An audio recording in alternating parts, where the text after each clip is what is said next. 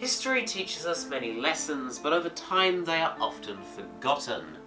The Holocaust, a significant event in recent history, taught us many lessons that must not be forgotten. The Holocaust, a Greek word meaning sacrifice by fire, is typically used to refer exclusively to the greatest genocide of all time, that of the Jewish people by Hitler and the National Socialist Party of Germany. It all began when Hitler and the Nazis came to power in 1933. Things continued smoothly in Germany for about 18 months until the passing of the Nuremberg Laws, a set of laws designed to restrict the rights of the Jewish citizens living in Germany. This began by taking away certain relatively minor freedoms, such as that of being able to marry non-Jews, and also take up professions such as teacher or doctor. But as time passed, it got worse. In 1938, the Nazis began to encourage attacks on Jewish people and businesses. Then in 1939, Jews were rounded up and forced to live in ghettos, small walled-off communities inside of major cities, where only Jews were allowed. But it got worse for the Jews. In 1941, Germany began invading the Soviet Union,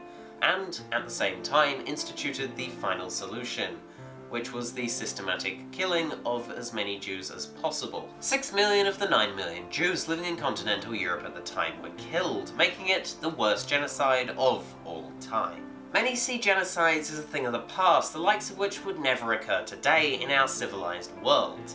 However, this is not necessarily true.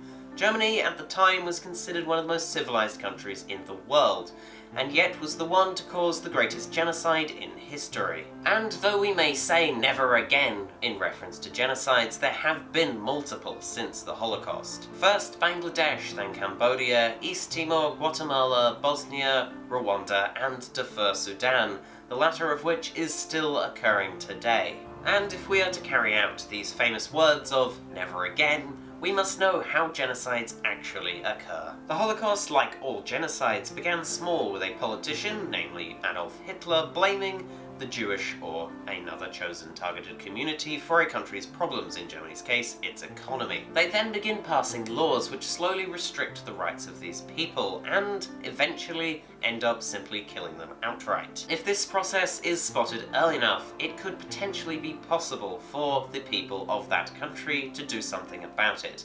However, in the case of Germany, this did not occur. But the problem is not entirely within the country committing genocide, it is also partially the fault of those around it. During the Holocaust, many Jewish people cottoned on to what was happening and began to try and flee the country to go elsewhere. But other countries simply would not accept them because they didn't particularly like them either. This is the same with all genocides, where people realize what is happening but can do nothing about it, and it is our duty in freer countries to try and do whatever we can about it. In the immortal words of Mr. Edmund Burke, all that is necessary for the triumph of evil is that good men do nothing.